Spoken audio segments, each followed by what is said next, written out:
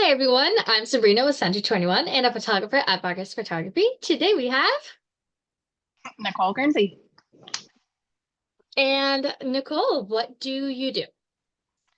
Well, Sabrina, first, thank you for having me. I love that this channel is for not only highlighting local businesses and things, but really encouraging people who are moving to the area. So wanted to say thank you for doing this. Um, anyways, what do I do? I like to say that I'm not your father's financial advisor. So I am a financial advisor, fully licensed fiduciary. I focus on comprehensive financial planning and implementation. So everything from really gathering all the information, the financial literacy and education, making sure the clients understand the why behind the strategy, and then helping them implement, as well as, following through and sticking with my clients. Okay. That's great because I'm not sure about the viewers, but in high school, at least in my experience, part of the dog, um, we did not learn anything about financial literacy. They threw us out in the world and said, figure it out yourselves. You're absolutely right. And it's a huge problem. And also it really makes me it motivates me to be in this career because I feel like not, when I considered switching to this career, I did not originally think I was going to be a good fit for this because I didn't want to be someone who just helps rich people get richer. I really wanted to focus on people who didn't think they needed a financial advisor or didn't think they were wealthy enough for one, right? I want to focus on people who might not have originally engaged with one, but who could really benefit from it. And that's because I think that why, that financial literacy, even just in engaging with financial advisor in those early days, really helps change how you think about your finances, your money, and making your money work for you, so that you can change your path for the future. That's really good. And I remember uh you were talking to me about statistics earlier, and that this is a mainly a male-dominated industry. Yeah. What are So your thoughts on that? yeah. So financial advising, the average financial advisor, I might be wrong about the age, but it's like 54-year-old white male, right? That's the kind of average thing that you picture as well, which is why I say not your father's financial advisor, because you clearly have an image of what that looks like. Um, but yeah, only 15 to 20% of the financial advisor industry is female, which to me is a huge um, gap. I think that women, one, the majority of women actually want to, I think it's 8 out of 10 women want to work with a female advisor. And then there just aren't enough to cover them, right? And two, women hear things differently. We listen differently. We engage differently. And so I think having a female advisor can really add a different side to your financial planning that you might not get from working with just a male. A lot of times I work in partners, I bring in a male advisor because I think that we both have something to provide, and we listen differently, we hear different things. And at the same time, there just aren't enough female advisors to really go around, right? And I hope that, in becoming a female advisor and looking to the future of potentially recruiting more female advisors, I can help change the face of the financial advisor, that average statistic. Let's make it different. No, I agree with you there because being also a realtor and a photographer, you people usually work with you because they relate to you. Yeah, If it's they it's don't a relate to you, relationship based. yes, definitely.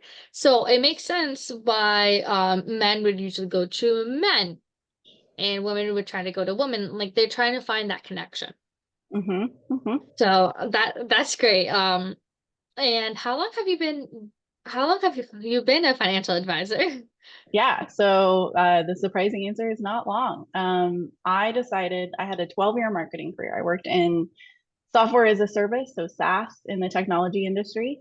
And after 12 years, I loved it, man. I loved what I did. I was a director of product marketing, but I realized over, year after year, company after company, um, the reality is the corporate world doesn't necessarily look out for the individual.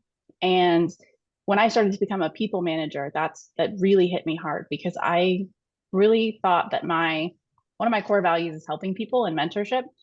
And I felt like just working in corporate America was actually getting in the way of me doing that, to the extent that I wanted to. And so I was laid off in the beginning of 2023.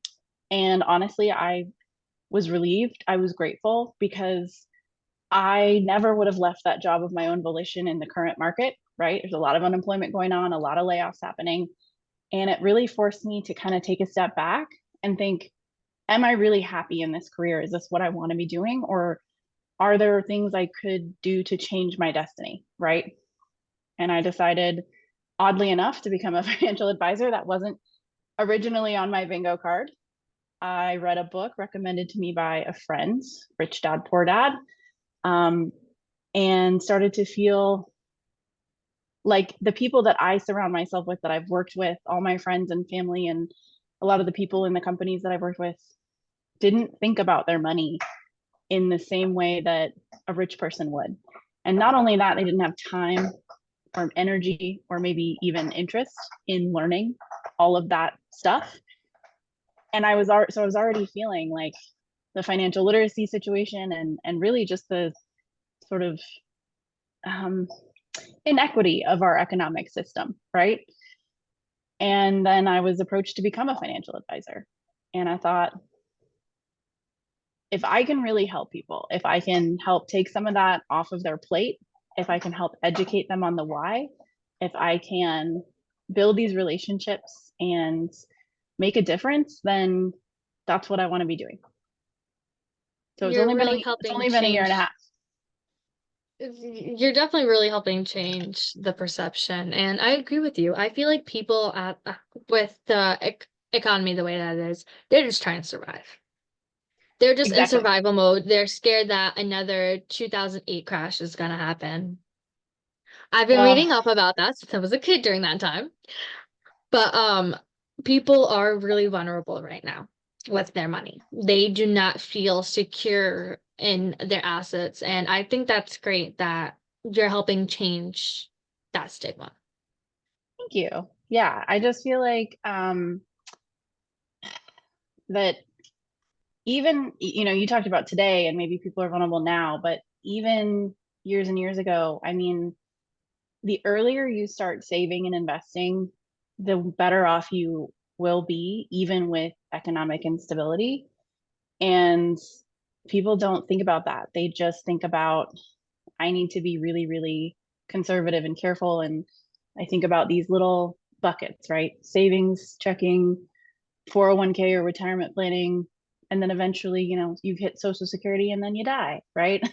That's not necessarily how our economy is um, working anymore, and it's not supporting the average American.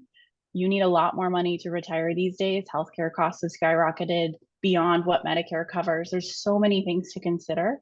And it's Um, and we're now in an era of you need a two income household. Unfortunately, I So would like that to. also does not help.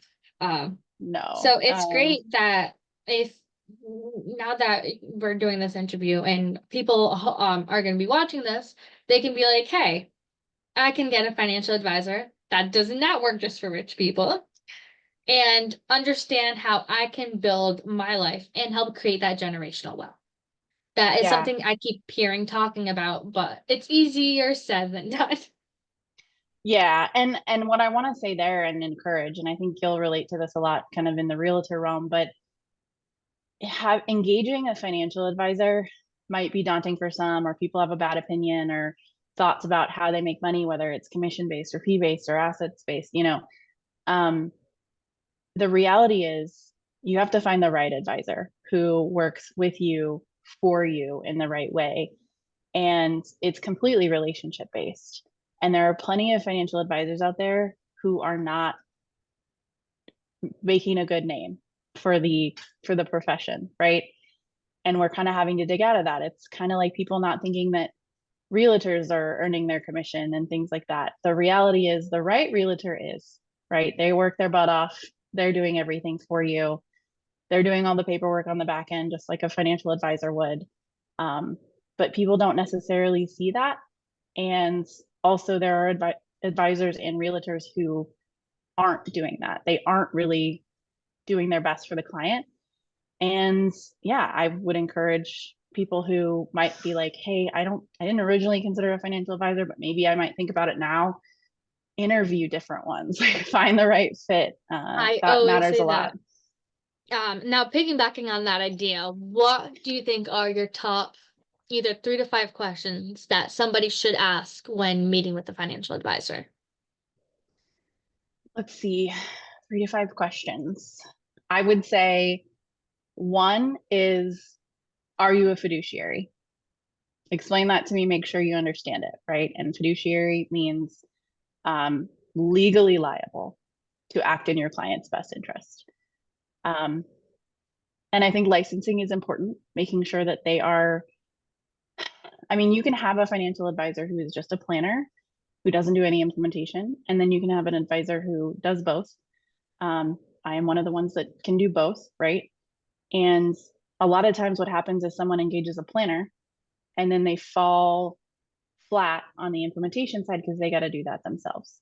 And so making sure you can engage someone who maybe you just want to start with a plan, but then if it comes necessary, right, your advisor can implement for you and are licensed to do that.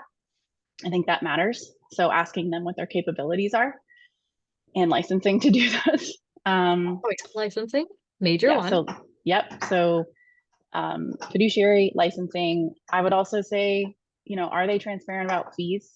What are the costs to work with an advisor? How do they make money? But understanding the different fee structures. Some advisors only make money one way. Some limit, maybe they have wealth limits or high fees to do the planning up front. Every advisor can kind of build their fees differently. And some advisors, like me, I am very accustomed to my client. So understanding how the fees work, what the breakdowns are, where the regulations have made things more what I would call fair and equitable. For lack of, I work for a company called Equitable, which is funny. But commission based, I think commissions have earned a dirty, they've become a dirty word. They've earned a bad name.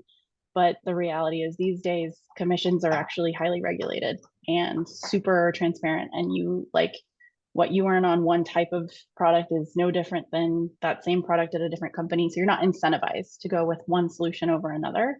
I think that's really, really important for people to understand and ask. I don't get upset when people ask questions about fees because understanding they're what they're paying for or what their advisor is working for makes a difference, and that advisor should be willing to be really transparent. So fees would be 3. 4 would be,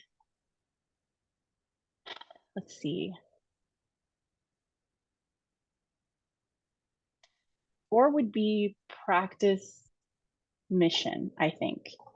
What is their mission for their practice, vision for their practice? How do they want to guide their practice and build clients, right? Understanding the kind of advisor that will work with you in your capacity. So a lot of advisors are really focused on building their practice with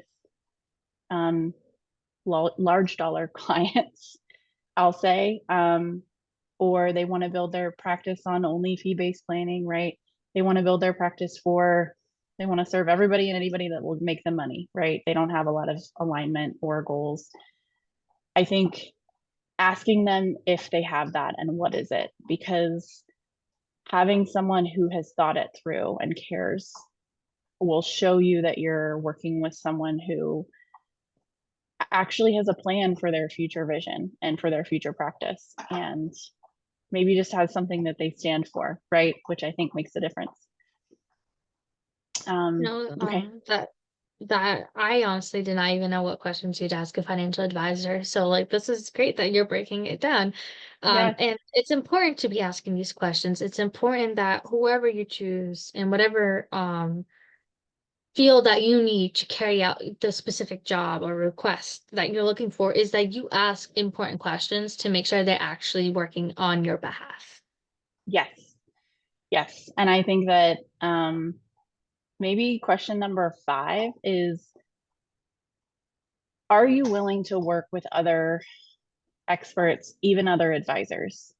Because in my opinion, every person is different and unique and has different people that what I call make up their board of advisors, right? Your personal or your family's personal board of advisors. And those are people that are the expertise that hold the expertise for you so you don't have to. And that can be something like you work with a CPA or, a bookkeeper or accountant for your business, right? Because engaging a financial advisor can be on a business level too. It doesn't just have to be personal, but also, maybe you have an estate attorney because you're really concerned about, passing on your assets.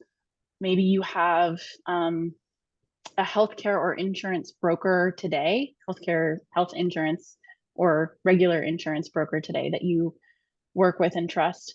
Is the financial advisor willing to engage those people and help fill in the gaps and really understand holistically where you're at and work with them? Because it's not necessarily my job to displace what you have. It's my job to figure out where there might be little steps to make it better. And if I can help with that, then that's where you engage me, right? So I think that the 5th question would just be, are you willing to work with other advisors and professionals on my team? No, that is a really good question. And you're right. It does take a team. It's good to have more than one opinion. But that's great for explaining the financial aspect of how you can get better, how you can get to that goal of generational wealth. Mm-hmm. I guess that I'll close the um segment here for the financial stuff, and then we'll talk about Cary. Yes, North Oh, Carolina. Let's talk about it. unless you have anything else to add about your business. No, I think that a lot of people don't consider it, and I think that they should, as long as it's, something that they're, don't pay a high fee to engage an advisor up front if you don't want to or have to, which you don't have to with every advisor. And I think it's worth considering. Also, clearly, I'm a dog person. I love that. Yeah. Mhm. So I'm gonna close up this Mhm. segment, and when I come back, I'm gonna be letting my dog in. Obviously, she's crying for attention right now. Sounds good. So, we'll finish up the financial advisor segment, and then we'll begin Cary pretty soon. Okay, and now we're back to talk about Cary, and just a heads up that if you hear animals on my side, I have all 3 of them with me today: dog, cat, and rabbit. And you also have dogs as well, so it's I a do. pet-friendly interview. It is a pet friendly interview, and I love that. And I will, as we're talking about locations and things I like, it's some of it has to do with being a millennial who owns dogs, man. Oh yeah, location is everything. Other than just for parents, it's definitely also for people who have pets. Yeah. So, Cary. So Yep. Cary is in, I want to say the top 3, top 4. It's usually Raleigh, Cary, and Durham, if I'm not mistaken. Correct me if I I'm wrong. I don't know. I haven't looked up like the ratings on the cities, but Usually those yeah. are, I want to say those are the top places that when people hear North Carolina and they're looking in the Triangle area, I think those are the main places that they think of, especially Raleigh and Cary, Yeah, at I least in mean, my experience. I think Cary has garnered a name because so many people migrate here, but the triangle is actually made up of Raleigh, Durham, and Chapel Hill is what makes up the There we go. triangle. Um, Chapel Hill, and that's because of the university centers, right? So we've got NC State in Raleigh, Duke University in Durham, and then UNC Chapel Hill in Chapel Hill. And so that's a huge, and also just this area is super full of different universities, especially some historically Black colleges and things like that. So it's a great area. And I would say for the South, it's a little more diverse and progressive than, outside of the triangle in North Carolina. So for people who come from, for example, I'm originally born and raised in California, and then I lived in Oregon for a few years before I moved here.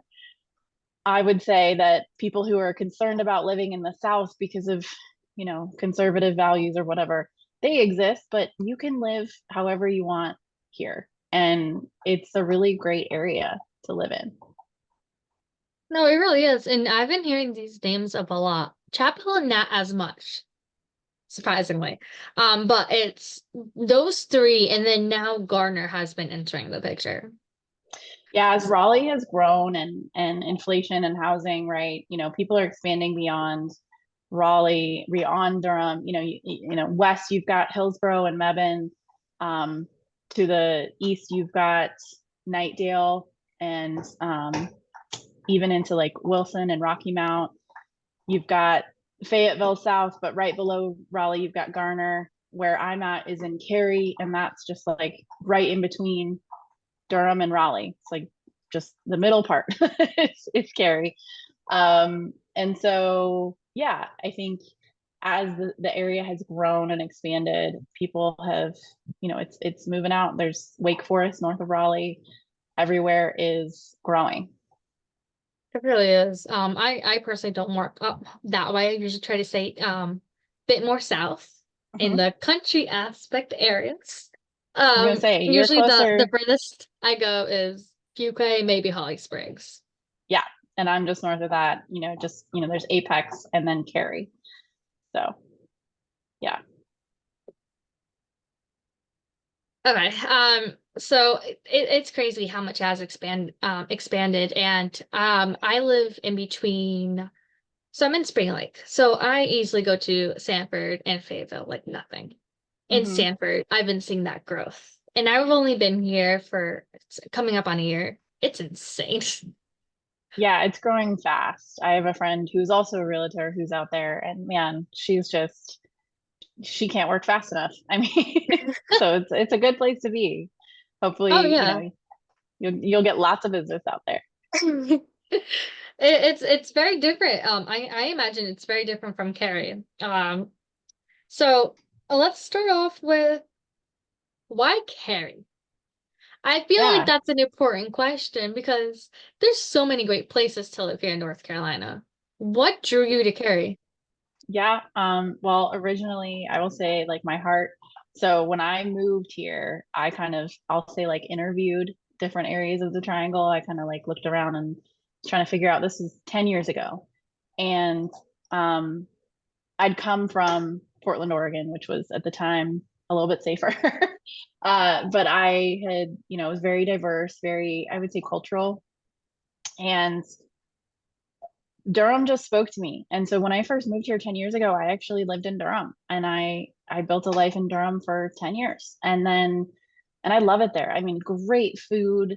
It's this cute little downtown. It's a great area that's really come into its own. It wasn't, for years and years, people were like, oh, it's the dirty D. It's really unsafe. There's a lot of crime. And it's like, well, there are pockets of crime, just like anywhere. But honestly, they've done so much work down there and they do a really great job of like historical preservation and keeping kind of the history of that area alive, right? It was a huge tobacco um plantation type I'm processing. seeing a lot of hmm tobacco plants when I'm going to my office in Fuquay. And hmm I didn't realize it until I was riding with Louis Bynum, another realtor, my colleague, and he pointed it out to me. I'm like, oh. yeah. And so in Durham it's kind of died down, but they've done a really great job of like preserving the buildings and the history, and like I love that about Durham. And it has this, it's a much smaller downtown and a much smaller sort of like um going out area. But that was great for me because I wasn't really into going out a lot, going clubbing, anything like that. I'm much more into that like local community type stuff. And then beginning of last year I decided to move, and the choice was really, I was looking for somewhere. It wasn't necessarily Cary specifically, but I ended up falling in love with Cary through the process of kind of looking for what I wanted, which was, I wanted a house, I wanted a yard, but I didn't want anything too big. and I didn't want anything too hard to get to. And my main thing having dogs was I wanted walkability. I wanted sidewalks and greenways and just to be able to get right out my front door and feel safe walking anywhere. And That's if you've good that you bring that up because I was walking the other day from McDonald's to my house. I am not much of a walker, but also there were no sidewalks. yeah, we have a problem with sidewalks in North Carolina and also shoulder. Like there's not even a good shoulder a lot of the time. So you can't even like you're off the road in the shoulder in a safe distance from cars. There's no shoulder. And so you're like kind of forced to be in the road. I can't walk my dogs with people going by 40 plus miles an hour. It's really sketchy Right. and I didn't like that. And so I prioritized finding a place with amazing walkability. And I found this area of Cary. I live in kind of southwest Cary. I'm pretty close to what's called H Mart, which is a Korean grocery store, but there's kind of like a random local landmark. But um, I'm right off, literally like from my front door. I'm less than a tenth of a mile. I'm like a 3-minute walk to what's called the White Oak Creek Greenway. That greenway goes all the way west to what's called the American Tobacco Trail, which goes from Durham, central Durham, all the way south to like Cabarrus County. I mean, it goes forever. My dog would 20, love that. 23 miles, I think.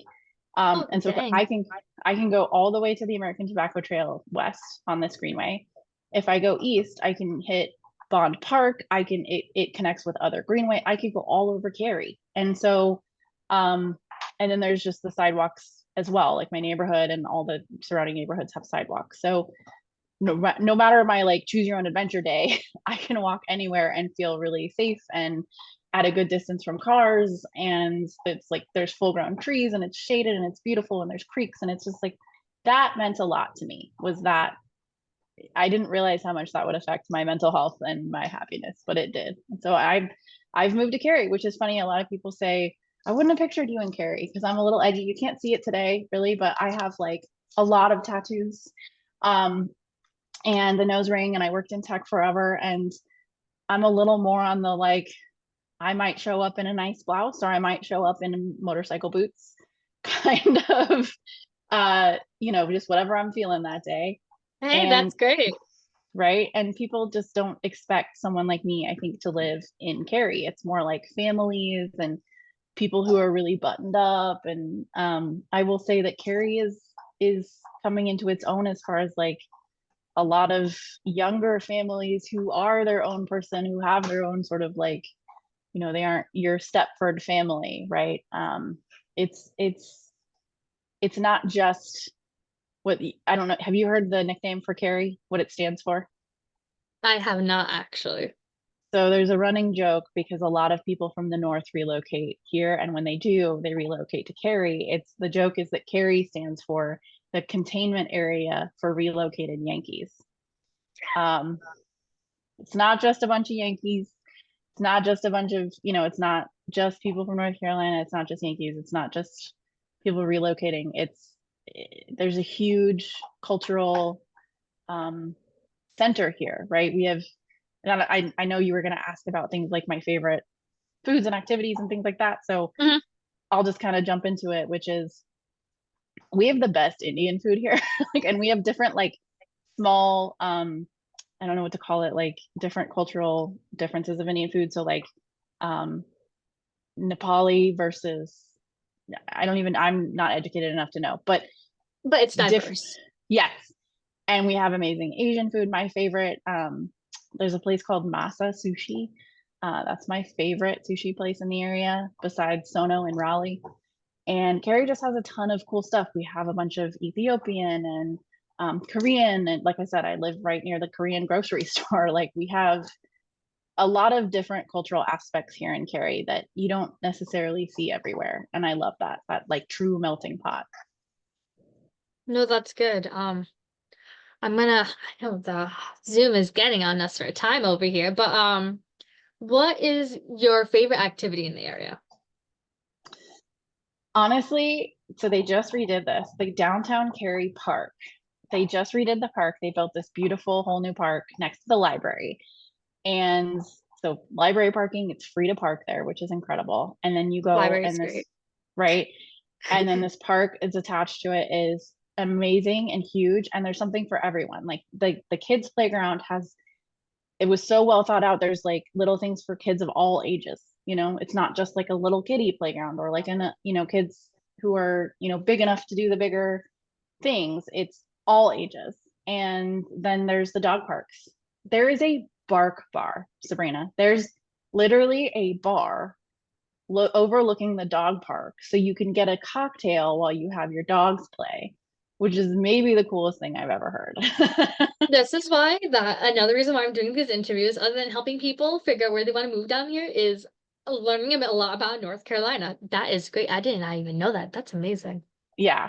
And the park is just beautiful. The amphitheater, like just taking my dog there and walking around. And then, if you're not a dog park person, still worth walking your dog around that park. And there's like, on Saturdays, there's a market on the street above it. And I just think that it's it's my favorite thing to do because it just feels it's beautiful, it's outdoors, there's something for everyone, and they did a really good job, right? This is a whole new project that they launched, and it's maybe the coolest park I've ever They've been been to. doing great up in that area. I mean, I don't go that far out, but like I've been seeing like the improvement that they've been doing to the cities nearby there. It's amazing. Yeah, yeah, no, I love it. Now, what's your favorite place to shop? Ooh, actually, and this is really random, in downtown Raleigh near historic Oakwood is the neighborhood. There's a place, of course now I would just totally blank the name, hang on. It's a gift shop. Oh, give me 10 seconds. I will. No, Um, you're totally fine, but like that's something like I remember thinking about is where would I go and buy clothes? And then as we were looking, there's a whole bunch of Walmart supercenters. And I remember seeing thrift stores. Thrift stores is huge here. yes, thrift stores. The place that I'm talking about is actually a gift shop with really cool, random, unique things. And I don't know why I'm spaced. This is called having ADHD, where you just lose the name of. Um, I can understand that struggle. it's funny because I had it in my mind earlier. I should have written it down because I was like, oh, I know exactly what I'm going to say. If you Um, find it later, I can put it in the description box. I pulled up the map, but of course it's like Microsoft Bing and it's not letting me see the other things there.